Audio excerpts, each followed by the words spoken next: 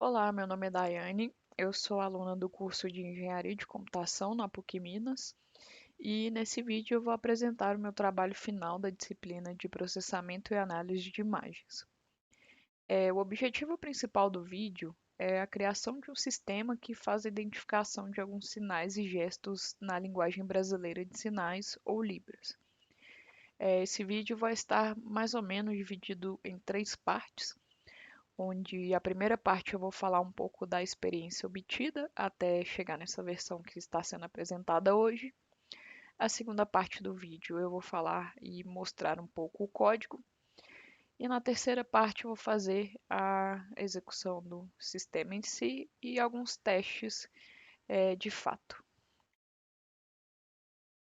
Então, falando um pouquinho da experiência obtida com o trabalho, a parte mais problemática nesse tipo de identificação de linguagem de sinais é que algumas letras e palavras, elas podem ser feitas com a mão parada, ou seja, apenas o posicionamento da mão já representa uma letra ou uma palavra em si.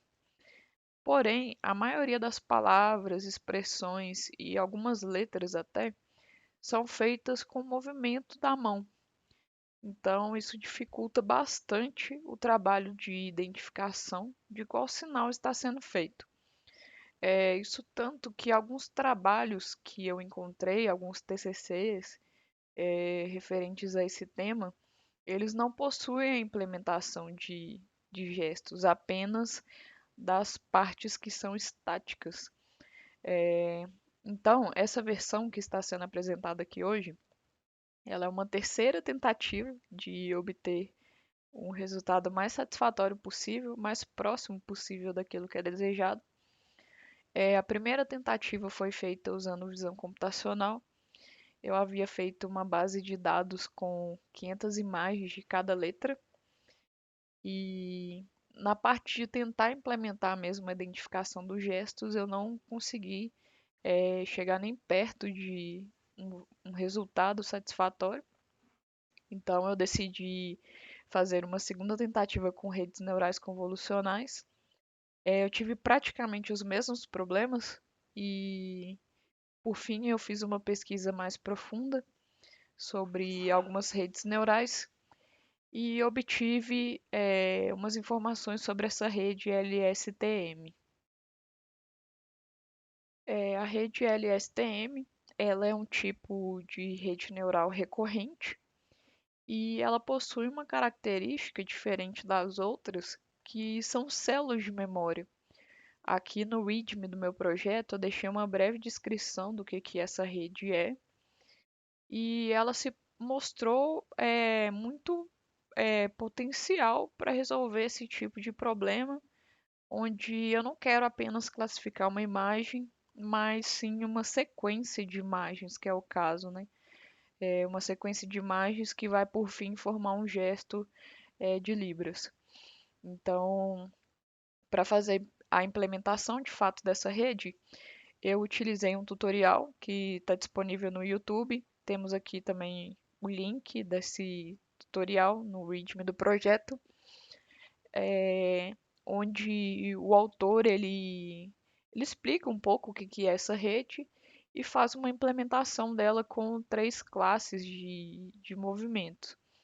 E aí já puxando o gancho, né, falando um pouco do problema que eu tive com essa rede, porque ela não foi 100% adequada para o problema que eu precisava resolver, foi que ele fez com três classes e eu também fiz a princípio o primeiro treinamento com três classes e logo quando eu adicionei a quarta classe, a rede neural que estava tendo treinamento com mais de 90% de acurácia, caiu mais de 40%.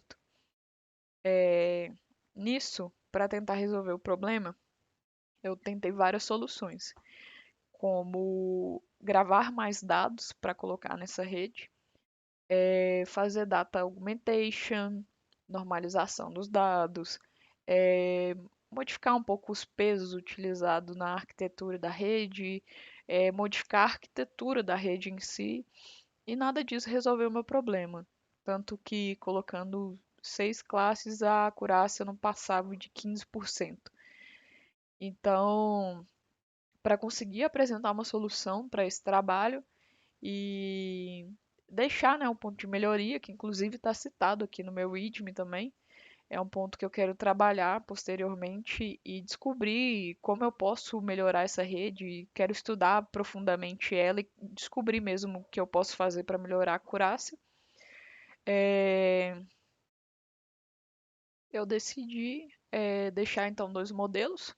Um primeiro modelo com essa parte gestual, com apenas 3 classes, que vai me servir de base posteriormente também para seguir nessa melhoria.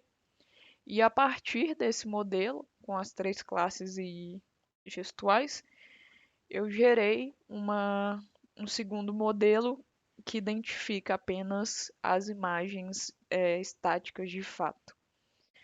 Então, eu vou mostrar um pouquinho do código aqui agora. Eu deixei em duas branches separadas. O código principal está na main e eu agora estou em outra branch, que é a branch que contém o modelo que lida com gestos. É, esse modelo ele contém 3 arquivos principais: um que vai fazer a coleção dos dados, um que vai treinar de fato o modelo e a parte principal que vai executar no final o modelo treinado. Então, como foi feito o meu dataset para esse modelo? É diferente da primeira versão e da segunda, que tinha um dataset montado com imagens. Dessa vez eu fiz um pouco diferente, principalmente para esse modelo aqui que lida com gestos. A princípio, eu tenho algumas ações que eu defini aqui em cima, que seriam equivalente a classes. No caso, eu escolhi 3 palavras, expressões também, que são obrigado, tudo bem e saudade. Nesse caso, então, para cada uma dessas ações, eu gerei aqui nessa parte do código uma pasta dentro do meu dataset aqui, que no caso chama mpdata. Então, para cada uma delas, eu criei uma pasta nessa parte do código, que são essas 3 pastas aqui. E beleza, eu defini um número de pastas que eu quero dentro de cada uma dessas pastas de ação. No caso, foram 30. Então, usando aqui, por exemplo, o tudo bem, eu tenho de 0 a 29, ou seja, 30 pastas. Aí, beleza, o primeiro for ele vai rodar pelas ações e o segundo pelas pastas. Beleza. Qual que é a próxima etapa? Eu decidi então coletar 30 frames dos movimentos de cada uma desses gestos. Por exemplo, tudo bem. Então eu coletava uma sequência de imagens, ou seja, 30 frames, formando por fim o gesto tudo bem. Então, o que que essa parte no código aqui vai fazer? Dentro de cada uma dessas pastas, ele vai gravar 30 frames nesse formato NPy, contendo aqui a sequência mesmo do gesto em si. Então, são 30 pastas com 30 frames. Beleza. Coletados os 30 frames, o MediaPipe ele vai entrar em ação. Eu até deixei aqui no README do projeto como foi feita a coleta aqui dos pontos. Para essa parte gestual, eu peguei tanto os pontos da face quanto das duas mãos e também a pose. Então, isso permitiria captar praticamente qualquer gesto da linguagem de sinais. Beleza. Então, essa parte no código, ela vai fazer o mapeamento, essa parte a partir daqui, Media Pipe Detection. Ele vai fazer o mapeamento desses pontos escolhidos e aqui ele está marcando como mostra lá na imagem, né? Então ele mapeia e faz aquele desenho que é basicamente um esqueleto. Beleza, a partir desse ponto, eu estou desenhando na imagem de fato os pontos de referência, que é essa função aqui. Basicamente eu estou coletando os dados aqui, olha. do rosto, da pose, das mãos esquerda e direita. E aí eu estou desenhando aqueles esqueletos de fato. Nesse caso aqui, ó, essa parte do código, é a lógica que vai aguardar para fazer a coleta dos frames. Então, quando é o primeiro frame, eu coloquei esse textinho aqui, só para eu ter como referência mesmo, para não me perder na hora de gravar os dados. E toda vez que ele terminar, ele vai aguardar 2 segundos para começar a próxima coleta de dados. Então, ele grava 30 frames, espera 2 segundos, grava mais 30, até preencher as 30 pastas. E aí, beleza. Coletando os frames, ele vai nessa variável aqui, ó, keyPoint, ele vai fazer a extração dos pontos-chave, que é essa função aqui de cima. Ele de fato vai pegar os pontos x, y e z de cada landmark, ou seja, de cada ponto-chave, né? E vai setar aqui nessas variáveis que eu defini aqui embaixo. Ele vai concatenar tudo e vai setar nessa variável. Então, cada um desses pontos aqui possuem, desses NPy, né? Eles vão possuir os pontos tanto das mãos, quanto do rosto, quanto da posição. Então, tendo os dados coletados, a gente vai para a segunda parte, que é de fato a criação do modelo e o treinamento também. Aqui a gente está definindo algumas variáveis, o caminho de dados, as classes e tudo mais. Essa parte eu vou explicar posteriormente. A primeira coisa que a gente está fazendo aqui, então, seria a criação de um dicionário, que basicamente ele está mapeando cada label, ou seja, cada classe e a posição dela. Nessa parte do código, a gente está pegando todos os nossos dados coletados, que estão separadinhos aqui, e unificando num grande array, basicamente. Vai virar uma grande base de dados em vez de um monte de diretórios e arquivos separados. Então aqui eu estou concatenando tudo, coletando, colocando nas variáveis x e y. E aqui, de fato, eu vou dividir a minha base entre treinamento e teste, sendo que eu estou deixando 20% da minha base para teste e os 80% para o treinamento. Nessa parte aqui, eu tenho uma definição de variáveis de log, que vão ajudar na parte de identificação mesmo do desempenho da minha rede durante o treinamento. Eu utilizei essa classe do Keras Callback, que chama TensorBoard. E aqui a gente tem a arquitetura de fato da nossa rede neural. Como eu disse anteriormente, né, uma rede LSTM. Eu coloquei 3 camadas aqui de LSTM e 3 camadas densas. Então, por fim, né, a arquitetura feita, a gente compila o modelo. Essa parte aqui do código eu vou explicar agora, né?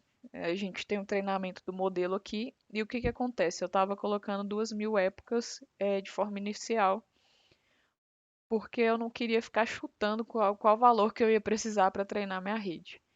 Então, o que que eu fiz? Eu criei essa classe, Early Stopping by Accuracy, e o que que ela vai fazer? Se o meu treinamento bater 90% de acurácia, ela já vai parar de treinar naquele momento. Então, e o que que isso vai trazer de benefício para mim, além de eu não ter que esperar ela rodar 2.000 épocas, é que vai evitar o overfitting. Tipo, a minha rede não vai ficar super treinada, porque assim que ela bater pela primeira vez no valor que eu quero, eu já vou parar a execução e já vou obter o meu modelo salvo com esse nome aqui, ó, lstmmodel.h5. Tendo a rede treinada e o modelo salvo, a gente vai para a parte main. Então, o que que eu vou fazer aqui na parte main? Muita coisa está repetida, eu preciso melhorar um pouco o código, mas a função principal é essa aqui que vai abrir a câmera, né, com o OpenCV, e a gente novamente vai fazer a coleta dos pontos das mãos, do rosto, da posição da pessoa, e Aí, nesse momento, a gente já vai estar passando pelo modelo de fato e tentando identificar aqui qual gesto que a pessoa está fazendo.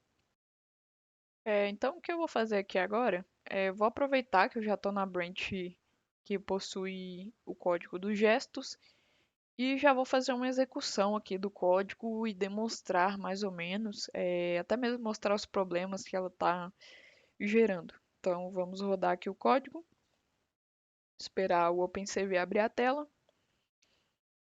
Beleza, tela aberta. A gente vai tentar agora fazer alguns sinais. Por exemplo, obrigada. Ela conseguiu identificar, ela demora um pouquinho para identificar porque ela precisa ler 30 frames. Tudo bem? Beleza, identificou corretamente. O saudade, ela não tem conseguido identificar, não sei porquê, apesar da acurácia muito alta, ela não identifica de forma correta, porém, os dois outros gestos ela conseguiu identificar de certa forma.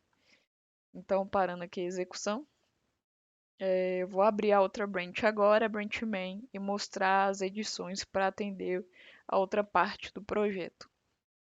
Então, entrando aqui naquele código de coleta de dados, algumas funções continuam iguais, porém eu removi a detecção de rosto da mão esquerda e da posição também. Eu deixei apenas a da mão direita, porque é apenas o mapeamento que a gente precisa para a identificação das letras em Libras. Então, eu estou fazendo algo parecido com a outra implementação. Eu estou criando uma pasta para cada classe. Aqui no caso foram quase todas as letras, com exceção do H, J e o Z, que são movimentos, e também o gesto de eu te amo. Beleza, então ele criou uma pasta para cada classe e aqui eu removi aquela lógica de gravação de frame. A única coisa que eu estou fazendo aqui é gravar as 400 imagens de cada uma das classes. Então, beleza, seguindo no código, os dados coletados, eu já mostrei a estrutura, a gente vai para o treinamento do modelo. Aqui a gente tem as classes que o modelo vai identificar, o número de imagens, a mesma lógica de parada que eu coloquei no outro modelo, eu também coloquei nesse. Aqui não tem muita diferença não, eu mexi um pouco só na arquitetura, porque em vez de ele identificar uma sequência de 30 imagens, ele está identificando apenas uma. Aqui a gente também tem os logs, tudo mais ou menos parecido com a outra arquitetura que eu mostrei anteriormente. E aí, por fim, a gente tem a classe main, que também tem todas as nossas classes aqui. O modelo está salvo nesse arquivo model.h5. As nossas funções, novamente, nada muito diferente do que eu já mostrei antes. E aqui ele vai passar percorrendo, quando a gente abrir a câmera, ele vai passar percorrendo, identificando qual classe que pertence o gesto que a gente está fazendo e exibindo na tela um pouco diferente do que eu mostrei nos gestos, porque como são muitas letras, eu não consegui demonstrar daquela forma com a barrinha aumentando de cor, caso fosse a classe identificada. Aqui está um pouco diferente. Vou fazer a execução do código agora, então. Então, beleza, vamos lá, vamos executar o código de fato, ver ele rodando. Vamos esperar o OpenCV abrir a webcam aberta. Como eu disse no modelo anterior, as classes estão sendo exibidas aqui do lado e vai aumentando uma barrinha de cor conforme a rede identifica. Só que no caso dessa rede aqui, como são muitas classes, não ia caber tudo aqui do lado e também ia ficar uma bagunça visual. Então, coloquei uma letrinha aqui em cima da minha cabeça, que dá para identificar, e também aqui no terminal dá para ver qual letra está sendo classificada no momento. Então, vamos lá, vou fazer aqui a letra A, beleza, letra B, C, letra E, o símbolo de eu te amo, letra L.